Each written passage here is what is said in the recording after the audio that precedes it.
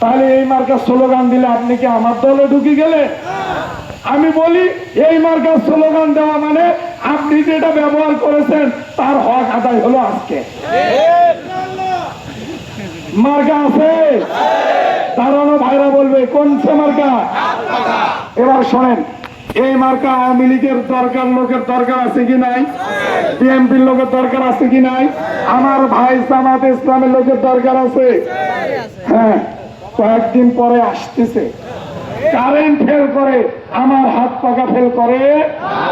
আমরা যদি নির্বাচিত হতে পারি, পরিষ্কার ভাষায় বলে গেলাম, আপনাকে অমুক দিব তমুক দিব, কিছু দিতে পারবো না।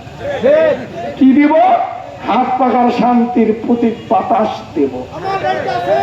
ভাই আমার, আরো কি দেব?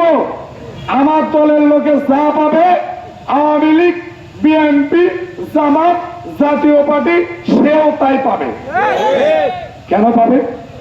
সে তো আমার এলাকার নাগরিক, সে তো দল করতে পারে আলাদা।